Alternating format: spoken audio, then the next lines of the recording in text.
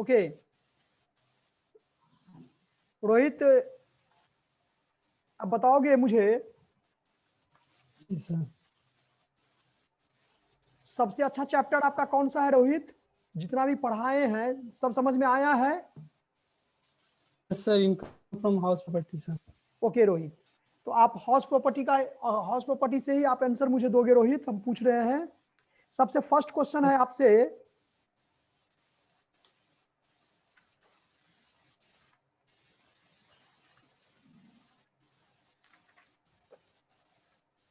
municipal taxes shall be deducted. Municipal taxes shall be deducted if its payment has become payable on honor of house. Yeah, if its payment has actually been done by the owner of the house, if its payment has been done by the tenant. Sir, if it's a payment done by tenants. Tenant. Yes, sir.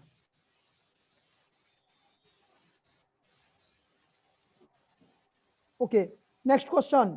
The base of tax under the head income from house property is rent received, annual received, standard rent, municipal value. The base of tax under the head income from house property is rent received, annual value, standard rent, municipal value.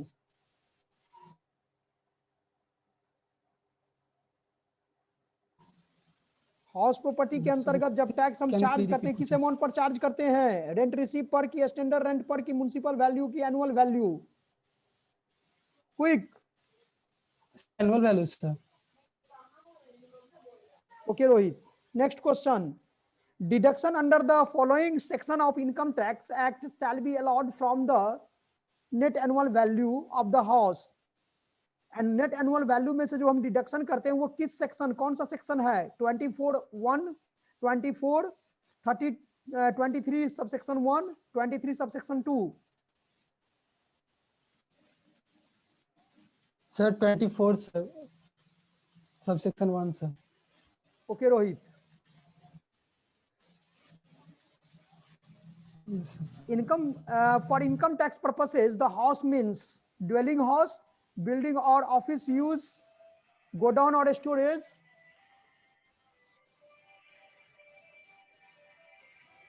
Godown और storage. एक minute Rohit. हाँ प्रिया, बाबू test चल रहा है, जिसका है उसको हम टेस्ट अभी लेंगे. 5-6 स्टूडेंट छूट गया था ना, उसको अभी हम 1 बाय 1 करके लेकर के कर रहे हैं. नहीं कंटिन्यू है क्लास, आप निश्चिंत रहो. Okay okay okay. हाँ, उसके बाद next Rohit. Yes, sir. How much standard deduction is allowed in computing taxable income from house property? 25% of annual value, 30% of net annual value, 1/5 of annual value, या 1/6 of annual value? Sir 30% of annual value sir. Okay Rohit. Unrealized rent shall be deducted from the following. Unrealized rent किस में से deduct करते हैं? From net annual value, from annual value, from gross annual value, or none of these?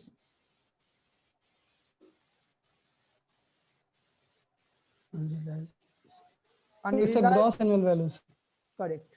Okay Rohit, आप class में रहोगे और बाकी जो स्टूडेंट हैं इसके बाद आपका किनका है देखिए तो बताइएगा. पीयूष है, उत्सव, अभिजीत. यस सर, ये तीनों का नहीं हुआ. इसके आपके बाद पीयूष का होगा ना? उत्सव है. Yes sir. सुधीर.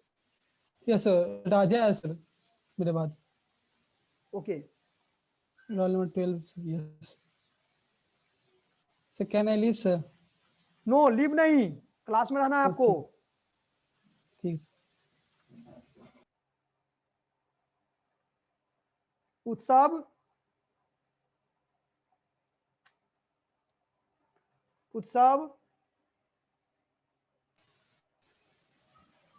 ये ऑडियो कनेक्ट हो रहा है.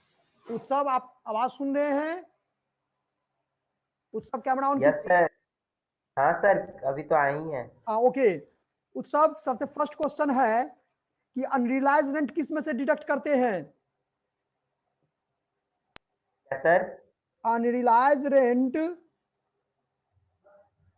किस में से डिडक्ट करते हैं? Unrealise rent shall be deducted from the following: from net annual value, from annual value, from gross annual value, none of these. Gross annual value sir. Okay, second question है उत्सव कि unrealise rent receive in future shall be taxable whole amount 30% less करके, not to be taxed, none of these.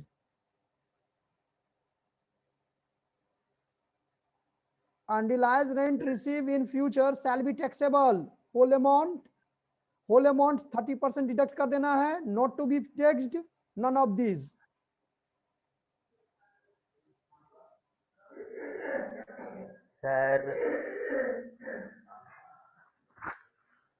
Sir इसका third होगा शायद। Okay, next question बोलिएगा। Income from that house property is taxable under the head income from house property. The assessee has ownership on that house. The assessee uses that house for his business. That assessee himself lives in that house, or the assessee has let out that house on rent for residents. Sir repeat कीजिएगा। Income from house property में जो taxable होता है वो क्या, कौन सा क्या टैक्सेबल होता है? The assessee has owner of that house. जब एसएससी मकान का मालिक हो, the assessee use that house for business. जब एसएससी मकान को बिजनेस के पर्पस से यूज करता हो, the assessee himself lives in that house. और चौथा है the assessee has let out that house on rent for residence. Sir चौथा होगा। Okay, for income tax purpose, the house means dwelling house, building for office use, godown or storage. All of three are included in house. Sir repeat कीजिएगा। The income tax purpose, the house means dwelling house, building for office use, godown or storage. All the three are included in house. Sir दूसरा option क्या था? Building for office use. और पहला dwelling और तीसरा sir godown और storage. कौन सा टैक्सेबल होना चाहिए सर? हाँ, इनकम टैक्स पर्पज से। हाउस का मतलब क्या होता है, मकान का मतलब क्या होता है? सबसे पहला थ्योरी हम लिखवाए होंगे ये, मीनिंग ऑफ हाउस।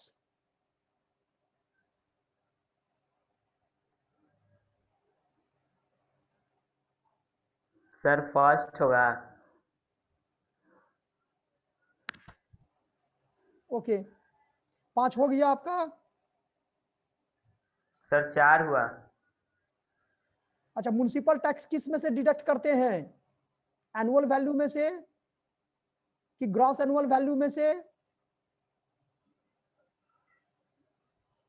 कि जो किराएदार पेड करता है उसको? सर जो किराएदार जो पेड करता है उसमें से। किराएदार जो पेड करता, मतलब जो म्युनिसिपल टैक्स जो लेस होता है वो किस में से लेस होता है? ग्रॉस एनुअल वैल्यू में से लेस करते हैं कि नेट एनुअल वैल्यू में से लेस करते हैं कि किराएदार जो पेमेंट करता है उस अमाउंट को लेस करते हैं? कि इनमें से कोई सर नहीं। फिर से बोलिए। Municipal tax shell be deducted if its payment has becomes payable on owner of the house. If its payment has actually been done by the owner of the house. If its payment has been done by the tenant. By the tenant होगा sir. Okay, next Rohit Raj हो गया, उत्सव हो गया, पीयूष और अभिजीत। इसमें पीयूष का होगा, पीयूष है ग्रुप में? पीयूष,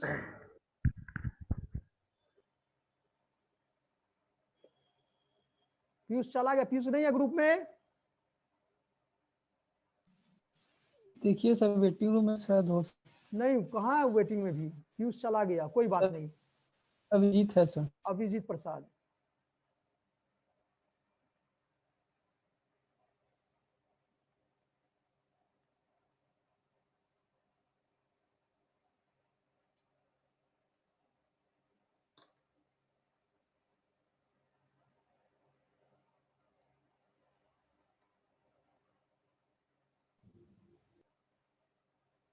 अभिजीत। Yes sir. हाँ Abhijit, yes sir. First question, unrealised rent receive in Yes, sir. Future shall be taxable. Yes sir. फिर से सुन लीजिए, unrealised rent receive in future shall be taxable. Shall be taxable क्या ऑप्शन है, इसका क्या करना क्या है, बोलेंगे तब ना। 4 ऑप्शन हम दे रहे हैं, उसमें से एक सही है, उसको चूज करना है। मल्टीपल चॉइस क्वेश्चन है। Choose correct answer from the following. Unrealized rent received in future shall be taxable. First है whole amount, second है whole amount less 30%, not to be taxed, none of these. Sir इसका future वाला जो है ना, हाँ, भविष्य में सर, अगर question अनरिलाइज बोलिए। रेंट प्राप्त करते हैं तो उसका क्या करते हैं, उसको कितना टैक्सेबल होता है, पूरा टैक्सेबल होता है कि उसमें से 30% काट के टैक्सेबल होता है, कि टैक्सेबल नहीं होता है, कि इनमें से कोई नहीं। सर फ्यूचर ना सर। कोई बात नहीं, next question. If an SSC has more than 1 house, अगर एसएससी के पास एक से ज्यादा मकान है, the option to choose a house for self residence is given to the following, to an individual SSC, to association of person, to a company SSC, none of these. अगर SSC के पास एक से ज्यादा मकान है तो ऑप्शन मुझे ये है करा है, the option to choose a house for self residence is given to the following, to an individual SSC, to association of person, to a company SSC, none of these. सब कुछ समझ में नहीं आया मेरे को। नहीं समझ में आया ये, सर हमको दोनों क्वेश्चन समझ में नहीं आया। दोनों क्वेश्चन नहीं समझ में आया, कोई बात नहीं, नहीं। ठीक है। थर्ड क्वेश्चन देखिए, deduction under the following section of income tax act shall be allowed from the net annual value of the house. Sir आप डायरेक्ट क्वेश्चन पूछिए सर, हमको MIQ या MCQ नहीं चाहिए सर। सर डायरेक्ट क्वेश्चन पूछिए आप। MCQ नहीं चाहिए आपको? नहीं सर, आप डायरेक्ट क्वेश्चन कोई भी पूछ लीजिए, हम बता देंगे। तो unrealised rent shall be deducted from, deducted from इससे एनुअल वैल्यू निकलेगा, इससे ग्रॉस एनुअल वैल्यू से माइनस होगा, और annual less municipal tax less unrealised rent is equal to annual value. Okay. Remaining amount arrived by deducting municipal tax from gross annual value is called, remaining amount amount arrived by deducting Annual municipal value. taxes क्या हो जाएगा? Municipal tax minus करेंगे ना। फिर से question पर साहब सुनिए, remaining amount arrived by deducting municipal taxes from gross annual value is called. Sir फिर से बोलिए एक बार। Remaining amount arrived by deducting municipal taxes from हाँ ग्रॉस तो एनुअल वैल्यू आएगा, इज कॉल्ड, एनुअल वैल्यू आएगा, एनुअल वैल्यू आएगा। पक्का? हाँ पक्का।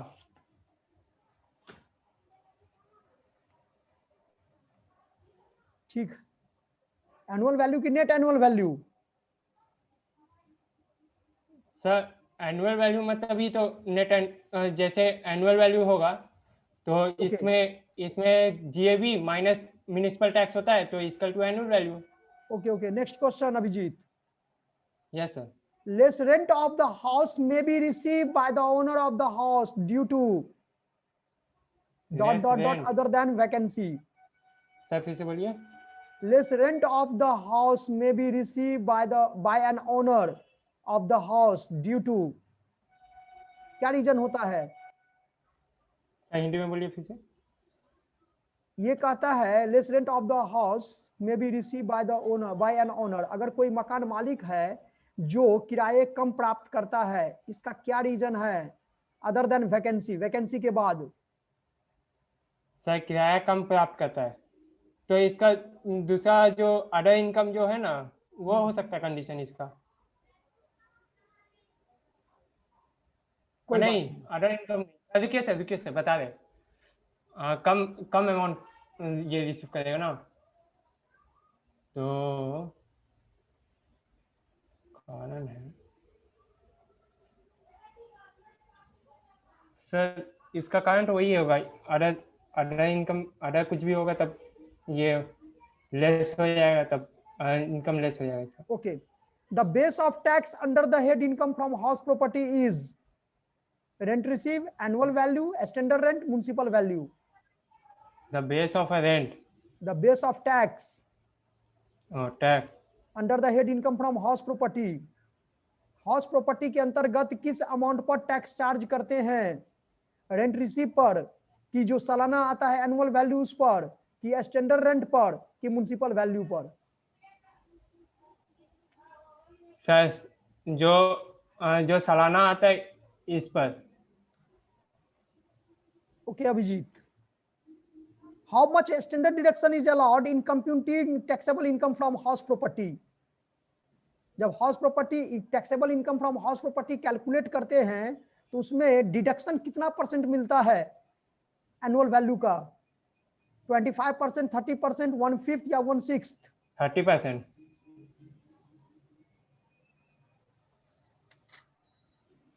ओके अभिजीत, पीयूष क्लास में नहीं है? पीयूष नहीं आया है? नहीं, कोई बात नहीं। कोई ऐसे स्टूडेंट इसमें अभी तो नहीं हमको दिखाई दे रहे हैं जिनका कि नहीं हुआ हो?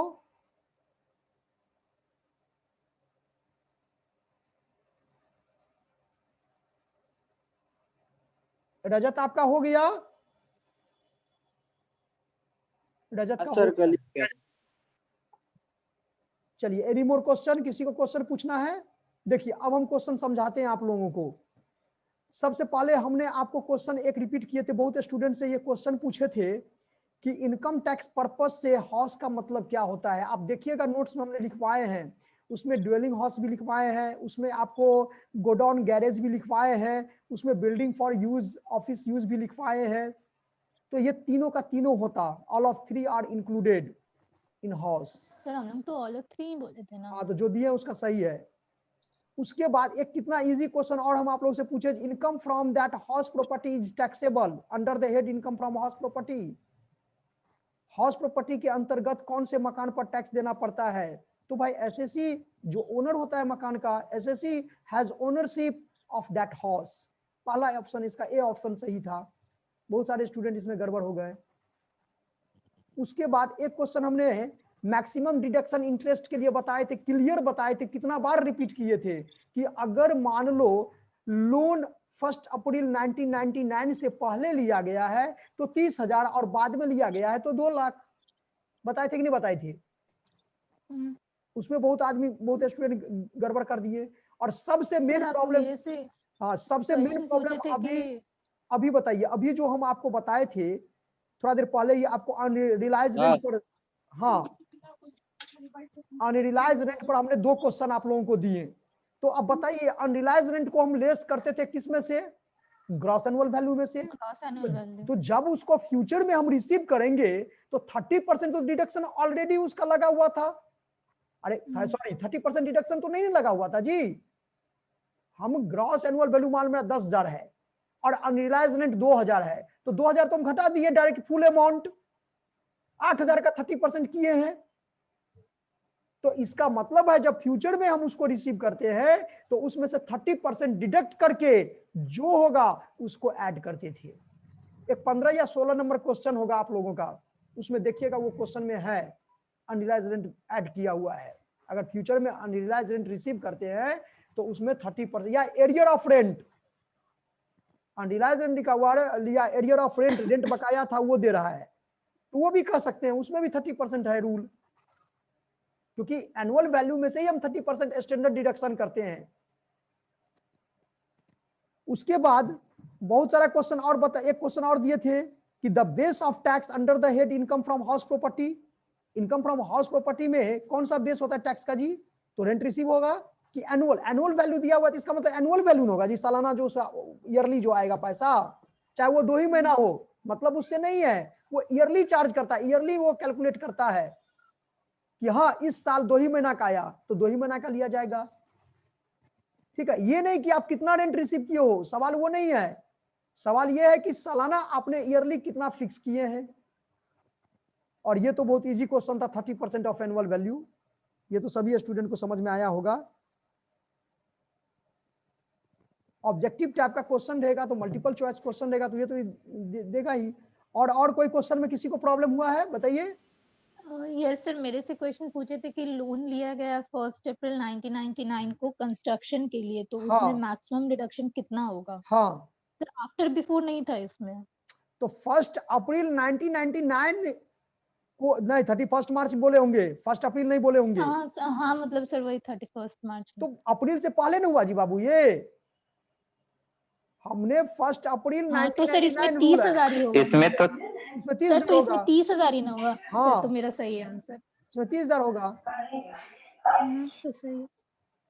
और बोलिए, और किसी को क्वेश्चन में प्रॉब्लम हुआ है? No sir. जैसे अभिजीत बोला लास्ट में 2 क्वेश्चन, नहीं सर मुझे ये क्वेश्चन नहीं समझ में आ रहा है, एक ही बार बोल दिया। अब इसमें क्या क्वेश्चन में था कि to if an SSC has more than 1 house, अगर कोई एसएससी है जिसका एक से ज्यादा मकान है, तो the option to choose a house for self residence is given to the following. Individually, इसमें पहला ऑप्शन क्या था? To an individual SSC, to association of person, to a company SSC, none of this. तो individually उसको हम लोग देखते हैं, जो भैया अगर राम के पास 2 मकान है तो राम एक इंडिविजुअल पर्सन है, अब उसमें से एक मकान वो बिजनेस कर रहा है कि क्या कर रहा है, या सेल्फ रेसिडेंस के लिए यूज कर रहा है, तो इंडिविजुअली होता है इसमें। एक क्वेश्चन और अभी पूछे थे जो अभी हम बताएं, unrealised rent receive in future shall be taxable, तो इसमें क्या बताए थे होल अमाउंट पर कि होल अमाउंट 30% लेस, तो होल अमाउंट 30% लेस, जितना अमाउंट आएगा उसको ऐड कर देते हैं उसमें।